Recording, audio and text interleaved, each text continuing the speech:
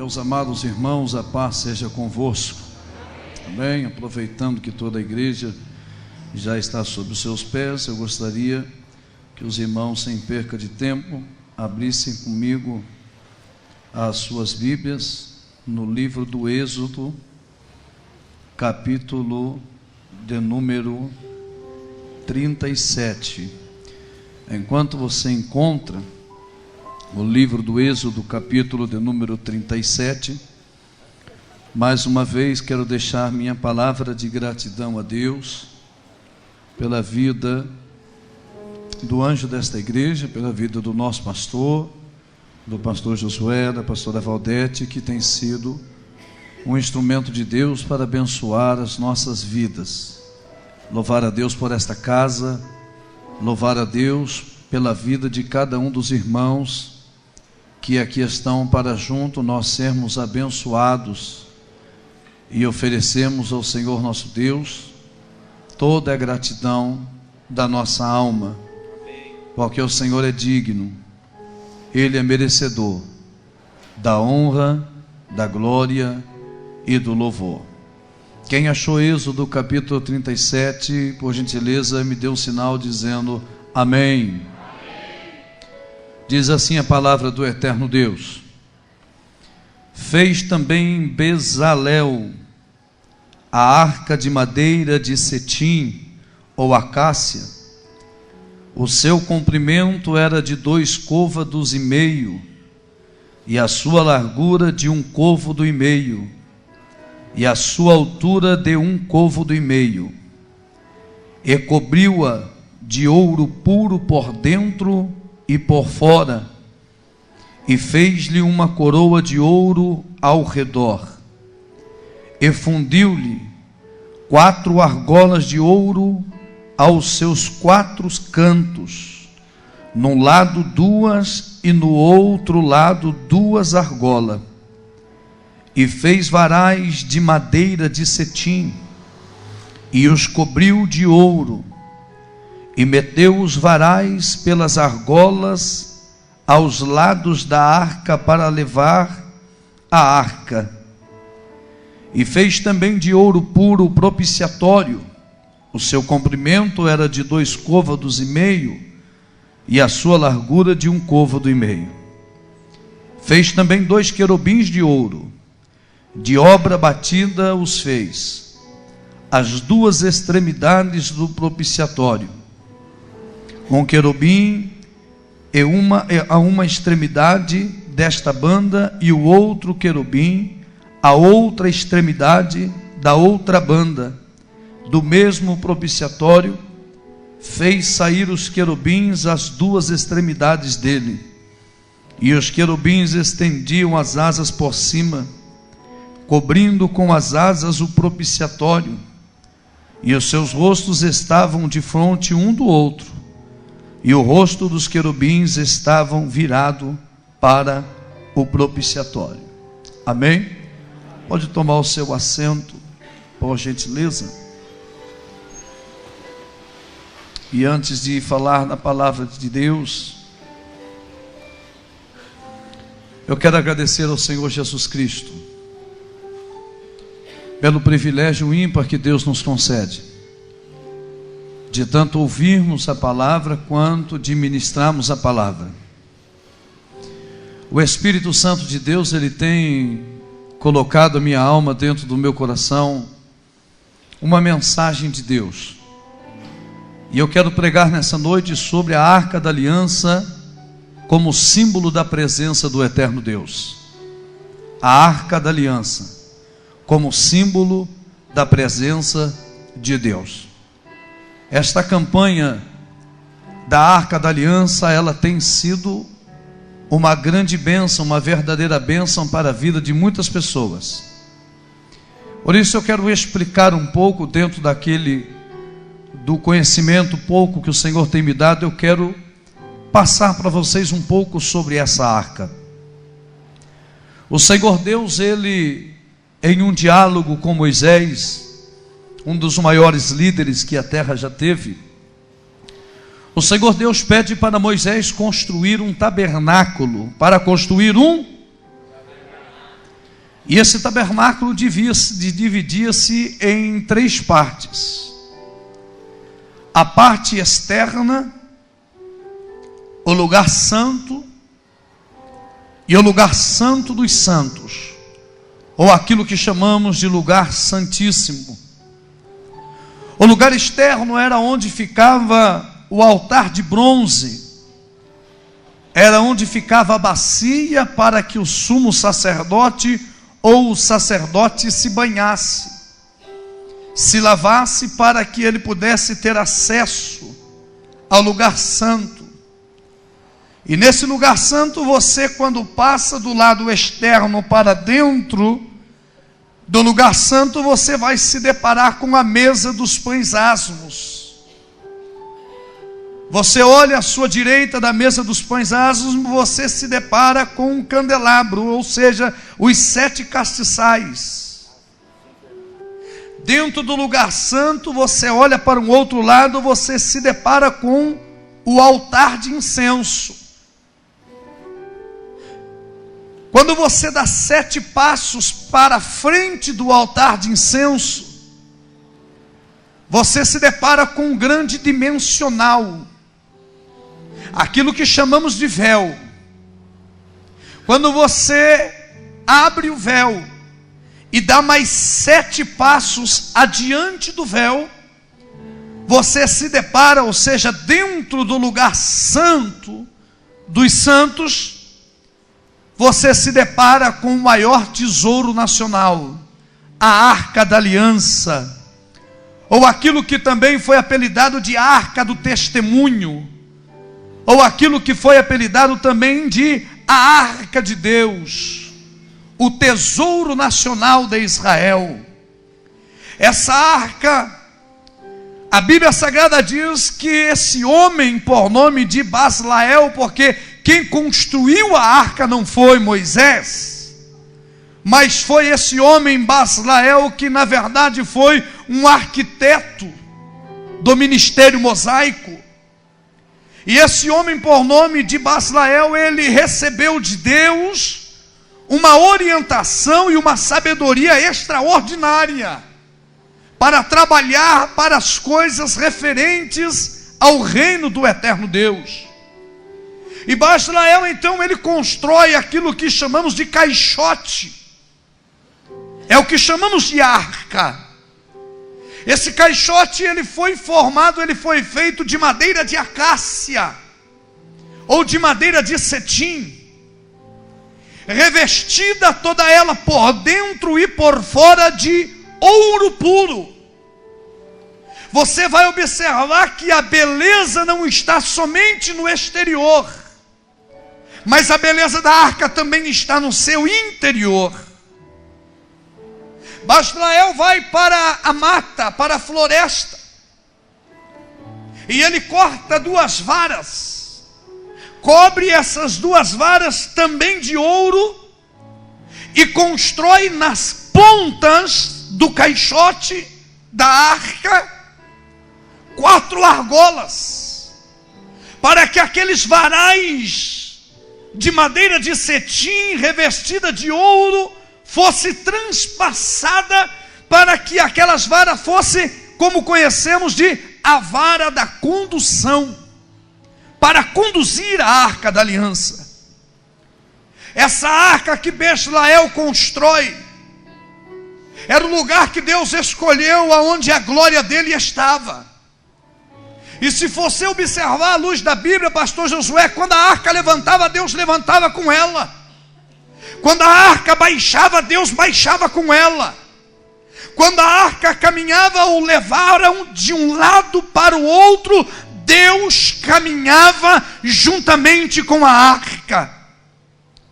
Essa arca da aliança, ela tinha 1,25 m de comprimento, por 75 centímetros de largura e 75 centímetros de altura, coberta todo de ouro. O interessante dessa arca é que em cima dela, Baslael construiu uma tampa Vem cá comigo e olha para mim, para essa arca. Essa tampa que tem em cima da arca é o que chamamos de propiciatório. O sumo sacerdote, o grande sacerdote, quando ele entrava uma vez ao ano, que para Israel era uma data solene, ele atravessava o véu, trazendo nas suas mãos o sangue de um cordeiro de um ano, sem mancha e sem defeito. E quando o sumo sacerdote se apresentava diante da arca, ele molhava o dedo no sangue e aspergia em cima do propiciatório. Detalhe: em cima desse propiciatório tem a figura de 2 querubins, que ambos estão de um lado para o outro, com as suas 2 pontas das asas ligadas ao céu, e as 2 pontas dos joelhos ligadas para baixo, ou seja, para a terra. Eu aprendo na figura desses querubins o que Jesus Cristo disse, que tudo que for ligado na terra, será ligado no céu. E se você nessa noite ligar uma bênção nessa terra, o Senhor Deus já vai liberar essa bênção para a tua vida na noite desse dia. Se é para Jesus, aplauda com força.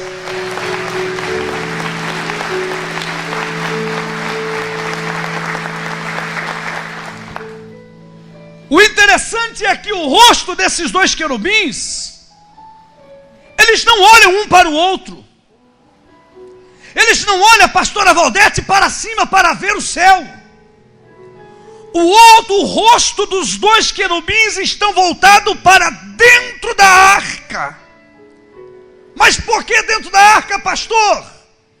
Porque dentro da arca havia 3 coisas de suma importância. A arca da aliança, além de carregar a glória, havia um pote de ouro cheio de maná. Havia as pedras da lei, os mandamentos. Havia uma vara de Arão que havia florescido no deserto. Então, pastor Josué, quando algumas pessoas olham para a arca, tem isso como símbolo de idolatria. A arca era um instrumento para os judeus, para Israel. E alguém pode estar dizendo, mas nós não somos judeus. E também a arca, nós não somos idólatras, ninguém idolatra a arca, nós aprendemos com a arca. A arca é um símbolo do Antigo Testamento para Israel, da presença, mas o que tinha dentro da arca aponta para toda a eternidade, inclusive a igreja do Senhor. Escute, dentro da arca tinha um pote de ouro cheio de, e Deus tratou Israel com esse maná. Contudo, porém, entretanto, pastora, o maná que Deus enviava do céu, suportava ou aguentava somente um dia. Quando chegava ao entardecer, aquele maná tinha apodrecido, embolorado. Suponhamos que eu e o pastor José Roberto, se nós vivemos naquele tempo, o maná veio do céu. Então eu dizia para o pastor José Roberto, pastor, vamos guardar um pouco de maná para amanhã, vai que Deus falha. Se Deus falhar, nós temos maná reservado. Eu e o pastor José Roberto guardávamos o maná, mas quando dava 18 horas que o dia virava em Israel, ia eu e o pastor José Roberto. Quando nós abríamos aquele pote para ver o maná, tinha embolorado, tinha apodrecido. Mas o maná que estava dentro da arca, ele ficou por tempos e tempos e tempos e nunca apodreceu e nem embolorou, porque o que estava dentro da arca estava apontando para a eternidade de Deus. Jesus Cristo uma certa feita disse, os teus pais comeram do maná e morreram. Alguém disse, mestre, os nossos pais comeram do maná e todos eles morreram. E Jesus Cristo disse, disseste bem, Os teus pais comeram do maná e morreram, porém eu sou maná de dentro da arca, eu sou o pão vivo que desceu do céu. Aquele que de mim comer não morrerá, mas terá a vida eterna. O exterior da arca era um símbolo para Israel, mas o que tem dentro dela ainda é real para o tempo da igreja. Quem pode adorar ao nome de Jesus?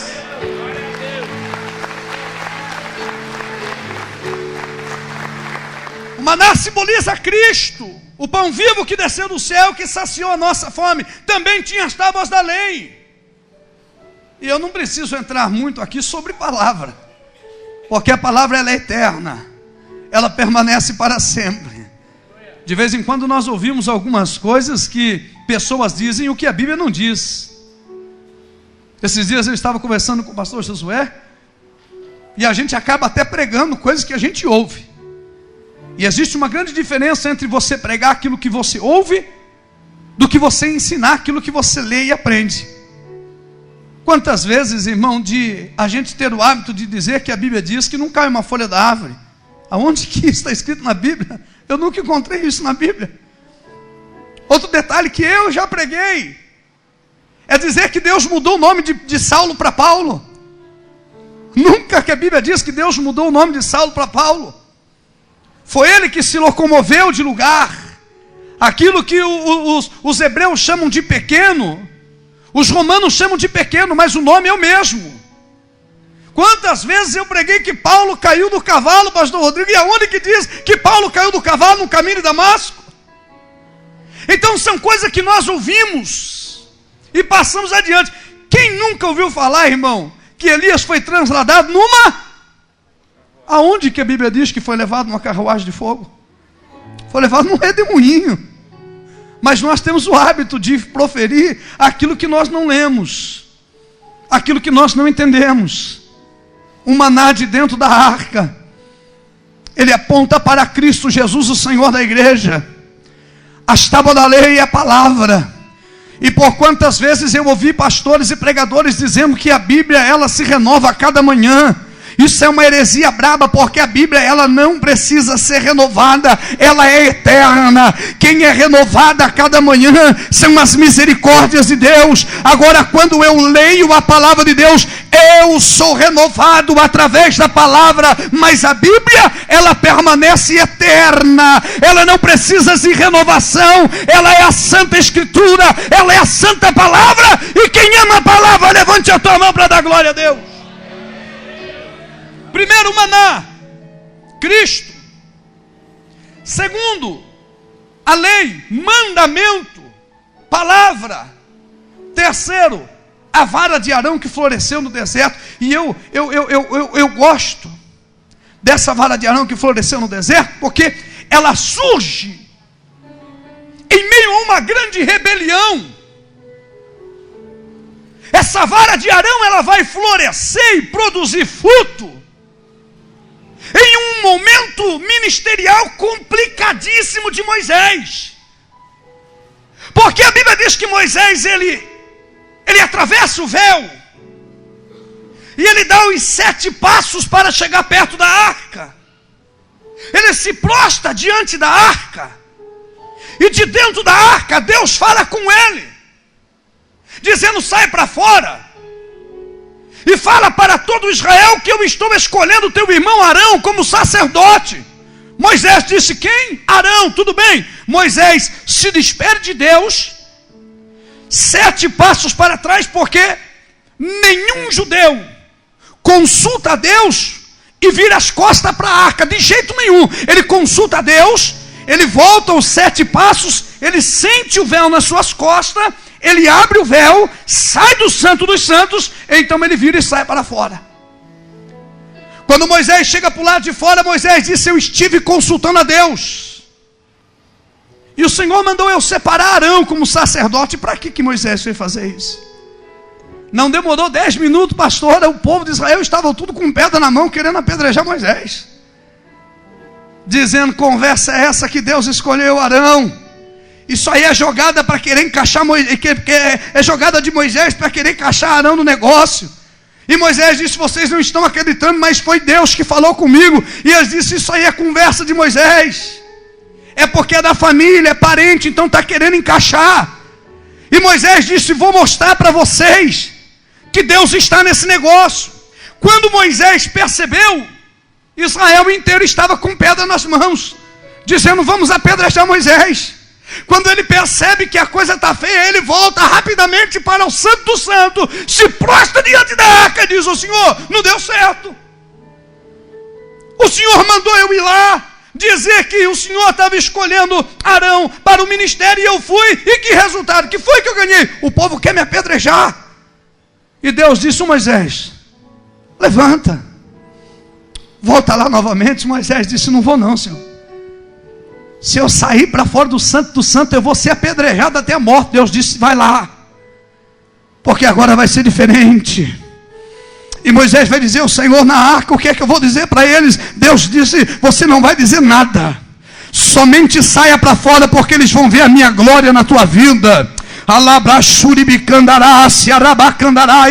Quando Moisés se levanta, olha o que a Bíblia diz: a glória que estava dentro da arca vem para o rosto de Moisés. E quando ele se despede do Santo dos Santos e vira e chega para o lado externo do tabernáculo, toda a nação de Israel contemplaram a glória de Deus no rosto de Moisés, porque a Bíblia diz que o rosto de Moisés brilhava como um sol. A glória, a unção, a soberania do Eterno estava garantindo a Moisés que a presença de Deus estava na vida de Moisés. Mas mexer com o povo, o senhor sabe muito melhor do que eu. E o povo ainda duvidaram. Então Moisés, pastor Zé Roberto, vai dizer o seguinte: vocês têm dúvida? Então cada um de vocês traga um galho, e escrevam no galho, amarrem um tecido, um pano em cada galho, e escrevam o nome dos representantes. E cada um trouxe o seu molho, o seu galinho, escrito Dan, Naftali, Ruben, Azé, Judá, Benjamim, trouxeram os galhos. E Moisés disse: vou colocar e enterrá-los no deserto. Amanhã, no dia seguinte, nós voltaremos aqui. O galho que florescer é aquele que Deus escolheu para o sacerdócio. E vocês vão ver que Deus está nesse negócio. E a Bíblia Sagrada diz que eles enterram, abrem 12 covas, e o de Arão estava lá escrito: enterram debaixo da areia. No dia seguinte, eu disse no dia? Levante a sua mão direita para o céu. Pela unção do Espírito Santo que está sobre a minha vida, eu vim aqui nessa noite para liberar uma palavra para a tua casa. É amanhã. No dia seguinte é amanhã. Amanhã Deus vai fazer maravilha no meio de vós. A tua casa será visitada por Deus amanhã. Eu estou profetizando que algo de Deus vai acontecer na tua casa amanhã. Se prepare para viver um grande milagre de Deus. Pastor, daqui 15 dias, daqui 10 dias, não. No dia seguinte, amanhã. Se você acredita, pega essa palavra e guarda ela no teu coração. No dia seguinte voltaram lá. Eu acho interessante que Moisés começou a desenterrar, e Ruben disse: a minha que vai florescer, né? O outro dizia: que rapaz, eu tenho mais conhecimento do que ele, que vai florescer a minha. O outro dizia: estão tudo perdendo tempo, tu vai ver a hora que chegar na minha vez, vai estar florescido, porque o escolhido sou eu. E a Bíblia diz que Moisés vai desenterrando, quando chega na vez de Arão, aquela vara tinha florescido. E além de florescer, a Bíblia diz: floresceu e produziu amêndoas. Sabe o que Deus está falando nessa palavra? A palavra de Moisés foi: a vara aqui. A vara aqui. Moisés não falou nada de amêndoas, mas além de florescer, produziu amêndoas. Olha para o teu irmão e diga: Deus vai fazer muito mais do que você pensa. Se você acredita que Deus vai fazer muito mais daquilo que você está pedindo, levante a tua mão para glorificar e exaltar a Ele.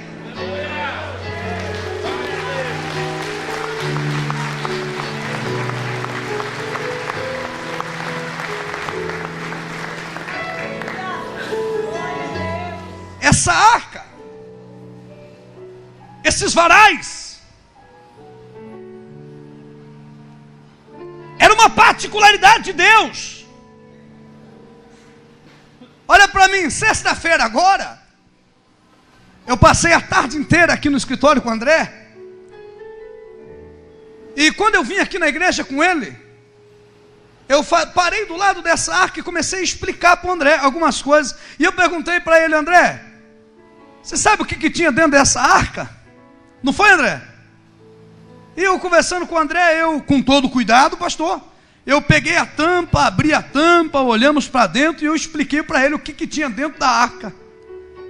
Ah, se fosse no tempo de Israel, irmão, só os da tribo de Levi podia relar na arca. Somente os levitas. Esses 2 varais que existem nas 4 argolas, era para que os da tribo de Levi segurasse para conduzir a presença de Deus.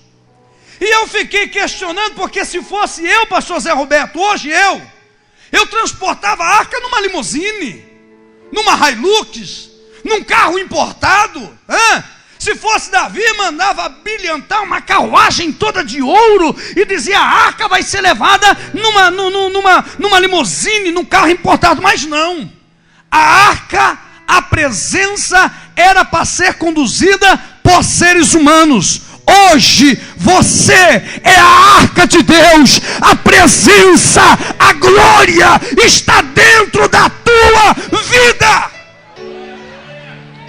Dentro da tua vida, você é a arca. Aonde você for, a glória de Deus vai contigo. Aonde você andar, a presença de Deus vai contigo. Quem pode glorificar o nome de Jesus? E detalhe, irmão, quem era para conduzir a arca era da tribo de Levi. Você sabe quem foi Levi? Foi uma das piores pessoas que já existiu das tribos. Vai estudar sobre a vida de Levi. Foi um homem que mais errou. Foi o homem que mais falhou. O homem que mais criou problema para as tribos foi Levi. Nem direito à tribo ele teve. Mas Deus escolheu. E quando Deus escolhe, quem somos nós para questionarmos? Quando Deus levanta, quem somos nós para questionarmos?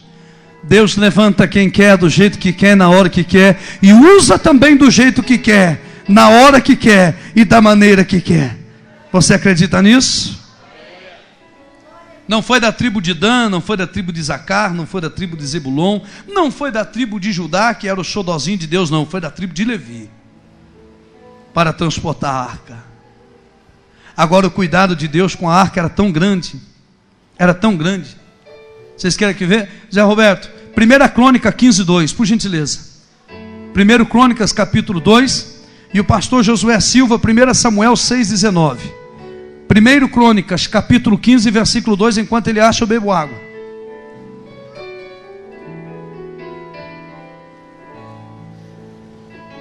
Vem cá, pastor, vem cá. Se fosse da tribo de Judá, podia. Se fosse da tribo de Dan, podia. Escute. Então disse Davi: ninguém pode levar a arca de Deus, senão os levitas. Que é da tribo de? Porque o Senhor os elegeu para levarem a arca de Deus e o servirem para sempre. Tribo de Levi. Só os levitas. Somente os levitas podiam tocar na arca, pegar na arca. Mas irmão, na sexta-feira, eu vim com o André aqui do ladinho. Eu disse para o André assim: que coisa linda. Eu queria ter uma dessa para me pôr no meu escritorinho lá, porque é bonita demais, né? E eu, pastor, deu uma olhadinha. para explicar para o André o que tinha dentro. Irmão, se fosse naquele tempo, vem comigo, vamos lá, pastor. 19. E feriu o Senhor os homens de Bet-Semes, porquanto olharam para dentro da arca do Senhor, até ferir do povo 50.070 homens. 50.070 homens. Então o povo se entristeceu, porque o Senhor fizera tão grande estrago entre o povo. Por quê? Porque alguns homens olharam para dentro da arca. Meu Deus do céu, olha o que Deus está dizendo. Deus matou 50.000 homens só de olharem para dentro da arca. A arca era o xodó de Deus, era só para os levitas. Então, só de eles olharem para dentro da arca, Deus matou 50.000. Sexta-feira, se fosse naquele tempo, hoje estariam velando eu e o André, nós dois olhando para dentro da arca.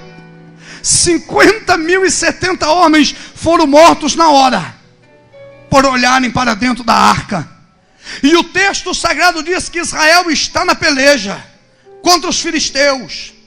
Quando eles percebem que estão perdendo a batalha, alguém diz: vamos para Siló, tragam a arca lá da casa de Eli, o sacerdote, tragam para o arraial de Israel. Eles foram para Siló e disseram: Eli, Israel está perdendo a batalha, precisamos da arca. Os levitas então seguraram nos varais da arca e conduziram a presença. Juntamente com eles veio os 2 filhos de Eli, Ofni e Finéias. Quando a arca da aliança começou a entrar no arraial de Israel, Israel começou a fazer um alvoroço de barulho que os filisteus começaram a temer. E os filisteus disseram: que barulho é esse que está acontecendo no arraial de Israel? Era a presença de Deus que estava chegando. E aonde a presença de Deus chega, é sinônimo de vitória e de vitória para a tua vida. Mas naquele dia, a Bíblia diz que 4.000 homens de Israel tombaram por terra, inclusive Ofni e Finéias. Levaram a arca da aliança embora, pegaram a arca, colocaram em um carro de boi, e os filisteus levaram a arca da aliança. Alguém fugiu do campo de batalha, levou a notícia para o sacerdote Eli, um homem já velho. Quando ele ouve a notícia que a arca da aliança foi roubada e que os seus 2 filhos haviam morto, ele caiu da cadeira e quebrou o seu pescoço. A Bíblia diz que a sua nora estava pronta a dar à luz ao menino.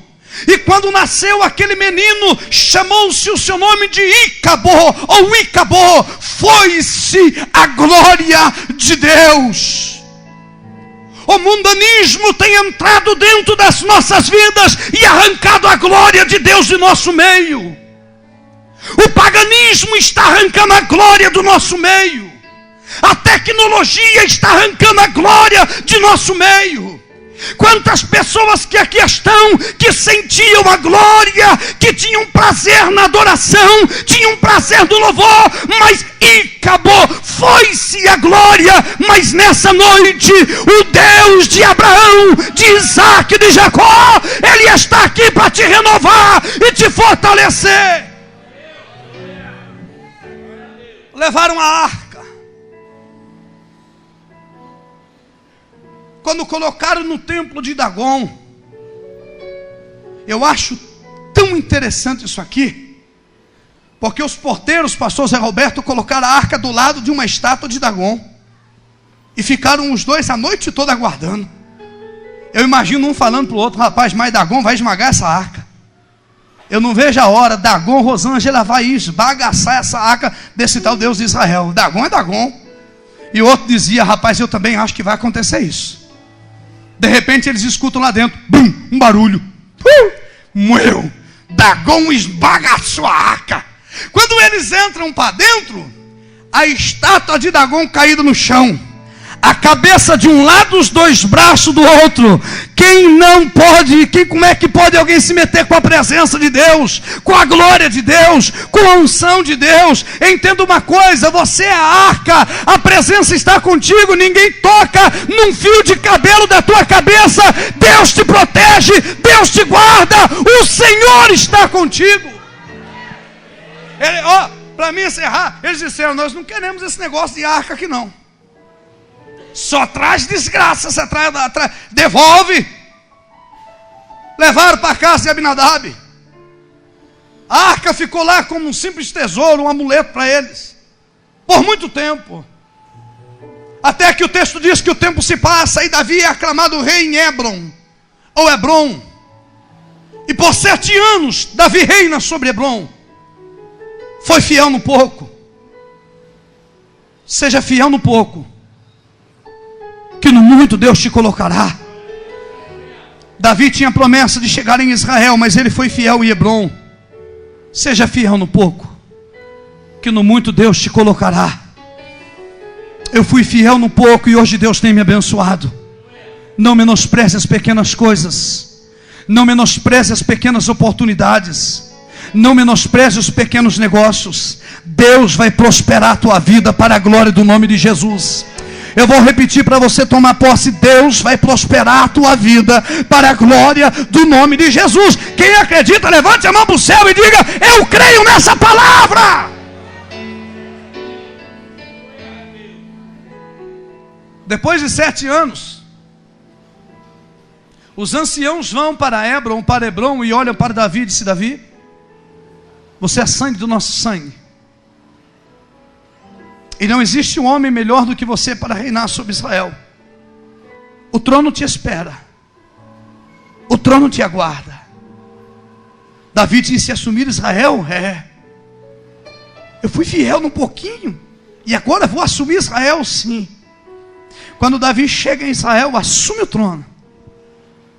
2 coisas de suma importância Davi faz. Primeiro, Davi viu a localização geográfica e olhou os jebuseus instalados na terra. Davi perguntou: quem são esses pessoal que estão instalados na terra de Israel? Esses são os jebuseus, os descendentes de Jerbus. Davi disse: mas estão na terra de Israel? Sim. Davi disse: não pode. Mas Davi, desde o tempo de Saul, eles já estavam aí. Davi vai dizer: no tempo de Saul é no tempo de Saul, mas agora é o meu tempo. Essa terra que Deus prometeu é para Israel, não para jebuseus. E Davi dá uma ordem dizendo: extermine todos os jebuseus, porque essa terra é nossa. O adversário não vai pegar um palmo dessa terra. Você entenda o que o Espírito Santo está falando através da palavra. O que Deus prometeu para a tua vida é teu e ninguém vai tomar. E se preciso for, Deus afasta, Deus tira, Deus faz alguma coisa. Mas a promessa que Deus fez para a tua vida, Deus vai cumprir para a glória do nome de Jesus. Segunda coisa, exterminou jebuseus, tudo bem. Davi disse: vou reinar, vou governar. Mas onde está a arca? Cadê a arca? A arca já faz 20 anos, rapaz, que foi roubada, foi levada embora. Davi disse: não, eu não governo se a presença não for comigo. Se a arca não estiver comigo, eu não irei governar. Vamos agora e vamos buscar, iremos atrás da arca nesse exato momento. E eles foram atrás da arca. E eles pegaram a arca, colocaram a arca num carro de boi. E a Bíblia diz que eles estão voltando, trazendo a arca, se alegrando, imitando os filisteus, porque a arca, ela tinha esses 2 varais para serem transportadas. A arca não foi feita para ser transportada em carro de boi. Quando os filisteus roubaram e levaram a arca, os filisteus não sabiam dos costumes, eles levaram em carro de boi. Mas Davi não podia de maneira nenhuma trazê-la num carro de boi, porque ela tinha que ser conduzida por levitas, e da forma certa, da ordem correta. E lá vem a carruagem, a arca em cima, já estão conduzindo a arca de uma forma errada. E de repente a carroça vai chacoalhando. Quando a arca vai cair da carroça, então 2 camaradas entram na história. Como quem diz, essa é a hora. Por quê? Já imaginou, rapaz? Nós vamos ficar conhecidos como os caras que impediram a arca de cair. E quando a arca vai cair, aí os colocam as mãos na arca. Ou seja, pastor Josué, se nós não deixar essa arca cair, nós vamos ficar famosos. Quem é pastor Josué? Quem é o pastor Robson? Aqueles 2 camaradas que impediram a arca de cair. A gente vai entrar na história, vamos ganhar nome, vamos ganhar fama. Mas quando eles relam a mão na arca, o próprio Deus extermina-os, mata-os. Por que, pastor? Porque eles não eram da tribo de Levi. E eles não podiam se intrometer naquilo que não foram chamados. Agora me perdoe, porque o meu tempo já foi, mas aperta o teu cinto. Não se intrometa naquilo que você não foi chamado. Não se intrometa naquilo que você não sabe. Tem tanta gente que não tem uma experiência de pastoreio e quer se intrometer em pastoreio. Tem tanta gente que não tem experiência em louvor e quer se intrometer em louvor. Escute, pode apertar o cinto que eu vou falar. Não se intrometa naquilo que você não foi chamado. Faça aquilo que Deus pôs no teu coração. Deus te chamou para fazer algo, faça, mas não queira entrar na cena de qualquer maneira, porque quem está no controle desta casa é o Deus Todo-Poderoso, o Senhor dos Exércitos.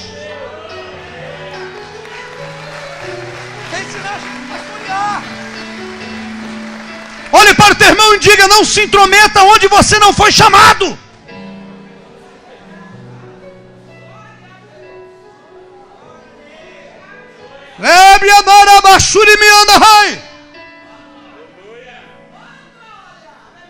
Dá a glória mesmo, irmã, que Jesus está falando. Os camaradas disseram: vamos entrar na história para a gente ficar conhecido, mas eles não eram da tribo de Levi. Colocaram a mão numa cumbuca errada. Eu estou gatinhando, mas pastor do céu, tem hora que quer ensinar a gente a pastorear. Tem hora que as pessoas se intrometem naquilo que Deus colocou nas nossas mãos. E se a gente for dar ouvido para o povo, a gente endoida, a gente fica doido. Faça aquilo que o Espírito pôs no teu coração, mas não se intrometa naquilo que você não foi chamado. Faça aquilo que Deus colocou no teu coração e não se intrometa naquilo que você não foi chamado.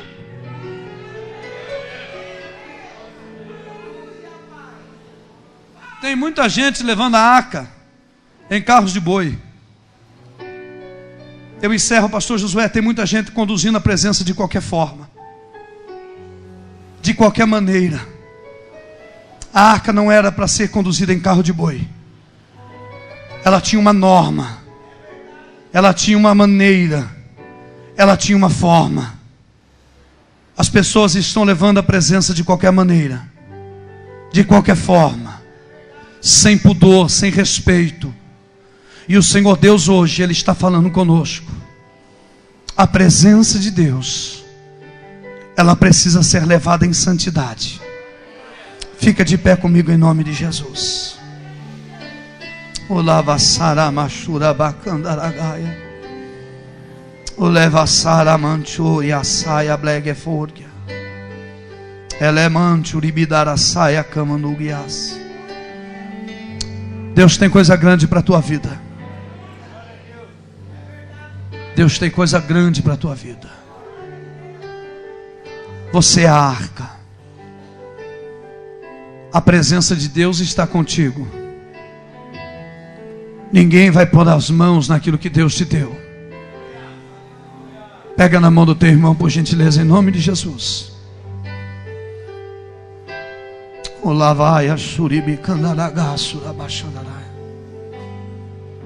Os irmãos me perdoem, mas eu preciso sair para voltar para a congregação da Vila Cláudia.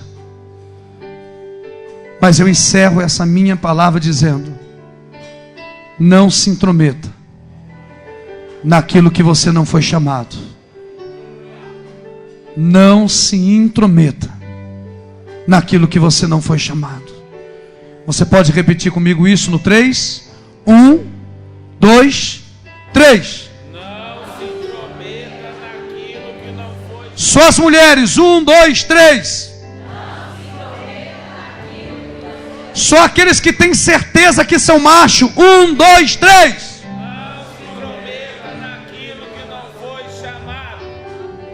Eu quero orar pela tua vida, porque a presença de Deus voltará a brilhar de uma forma extraordinária. Tem pessoas aqui que estão na mesma forma de Ícabo, foi-se a glória, mas a arca da aliança retornou para Israel, e a arca não passa de um simples símbolo. O estético dela é um símbolo, mas os utensílios de dentro é para hoje, é para a igreja. É para hoje, é para a igreja. É Cristo, é a palavra, é o chamado, é o ministério, é a vara que floresce, é Deus fazendo muito mais daquilo que pedimos, é Deus nos surpreendendo, é Deus nos abençoando, é Deus nos prosperando, é Deus fazendo maravilhas. Quem acredita nisso, diga glória a Deus. Pastor Josué vai orar, e eu estarei retornando para a congregação da Vila Cláudia. Que o Senhor Deus abençoe esta casa, que Deus abençoe a tua vida, em nome de Jesus.